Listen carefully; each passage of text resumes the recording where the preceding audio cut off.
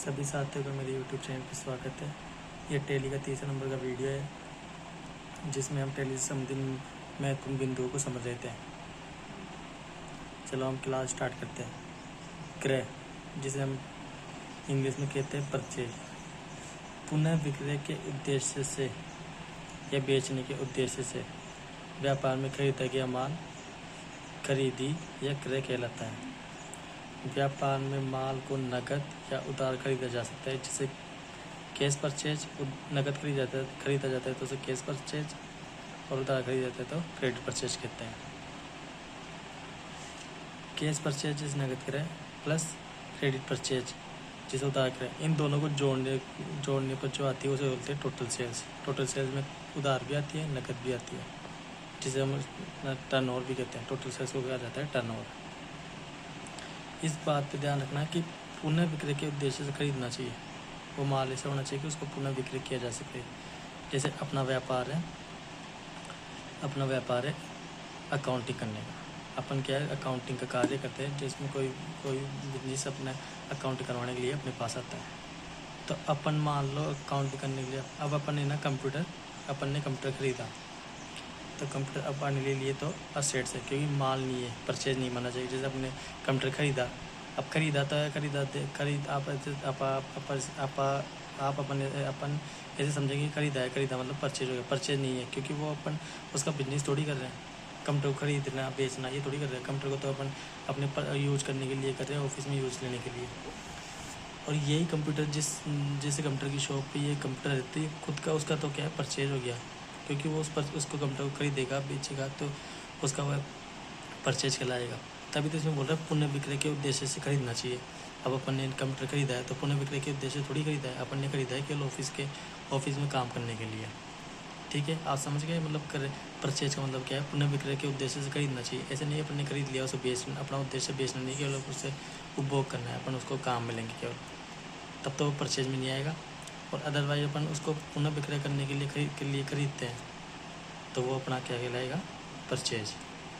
जैसे अपना व्यापार है एसी कूलर और फ्रिज का, अपन एसी और कूलर खरीदेंगे तो वो अपना परचेज कहलाएगा। और इसके अलावा जैसे अपन ने कार खरीदी, अब कार परचेज नहीं कहलाएगा, क्योंकि अपन ने कार तो अपने पर्सनल अपने यूज़ के लिए खरीदा है, ताकि अपन अपने व्यापार में माल को एक स्थान से दूसरे स्थान पर ले जाने के लिए, तो वो अपनी एसेट्स हो जाएगी, ना कि वो माल परचेज होगी।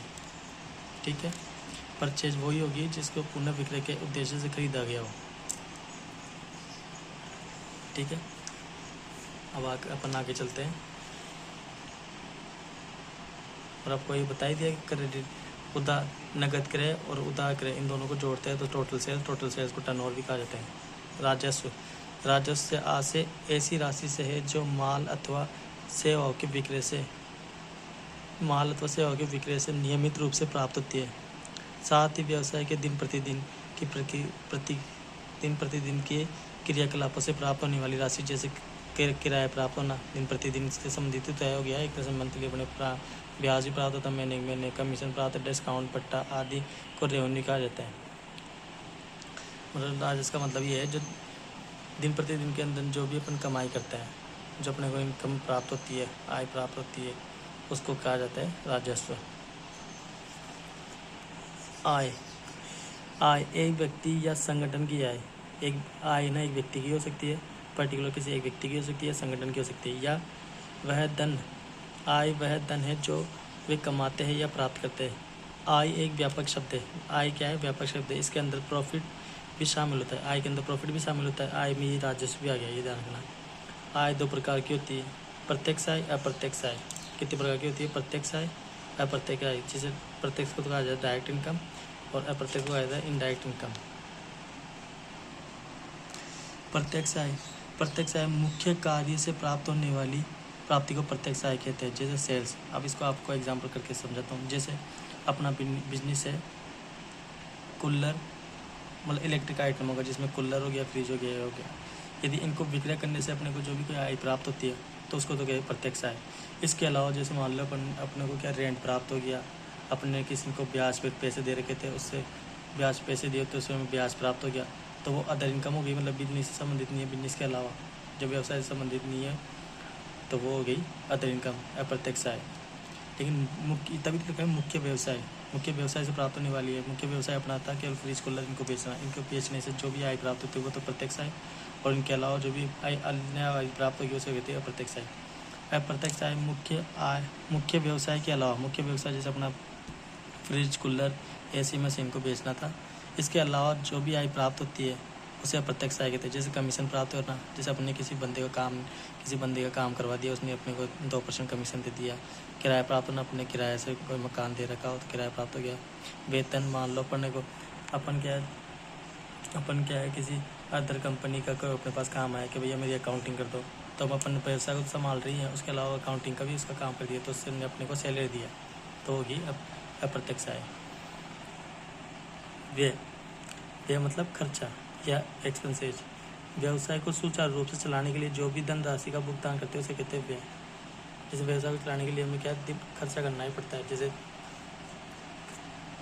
व्यवसाय में काम करने वाले कर्मचारियों को सैलरी देना, बोनस देना, साफ सफाई के लिए लोगों को नियुक्ति करना, और व्यवसाय को सुचारू रूप से चलाने के लिए जैसे अपन टैक्स वगैरह भी देते हैं, और कानूनी कार्रवाई करते हैं अपन, जो कागज़ वगैरह बनाने में और कुछ में सील वगैरह बनवाने में, ये खर्च है। ठीक है। अब जैसे खर्च होते हैं, जैसे आय 2 प्रकार के होते हैं, वैसे खर्च भी 2 प्रकार के, तो प्रत्यक्ष व्यय, अप्रत्यक्ष व्यय। प्रत्यक्ष व्यय वही आ गया। प्रत्यक्ष व्यय मुख्य व्यवसाय संबंधित, जो अपना व्यवसाय था ऐसे कूलर फ्रिज, इससे संबंधित होने वाले जो भी व्यय होना वो तो हो गए प्रत्यक्ष। जैसे अपन ने फ्रिज कूलर खरीदा तो उसको अप्रत्यक्ष व्यय होगा। और फ्रिज कूलर को लाने में जैसे गाड़ी भाड़ा लगा, जैसे वहाँ से वो अपने फ्रिज कूलर अहमदाबाद से आ रहा है, अपन ने माल मंगाया फ्रिज कूलर वगैरह ना, ठीक है, उसको माल को आने में गाड़ी भाड़ा लगा। अब गाड़ी भाड़ा अपने जो भी गाड़ी भाड़ा लगा ना, आने का, जाने का नहीं, आने का जो भी गाड़ी भाड़ा लगा वो भी प्रत्यक्ष व्यय कहलाएगा, क्योंकि अपने गोदाम तक आने में जो भी खर्च लगा वो भी प्रत्यक्ष व्यय कहलाएगा। अप्रत्यक्ष व्यय, इनका संबंध वस्तु के क्रय या उसके निर्माण से न होकर वस्तु की विक्रय या कार्यालय से संबंधित होते हैं। ऐसे व्यय जो मुख्य व्यवसाय संबंधित न हो।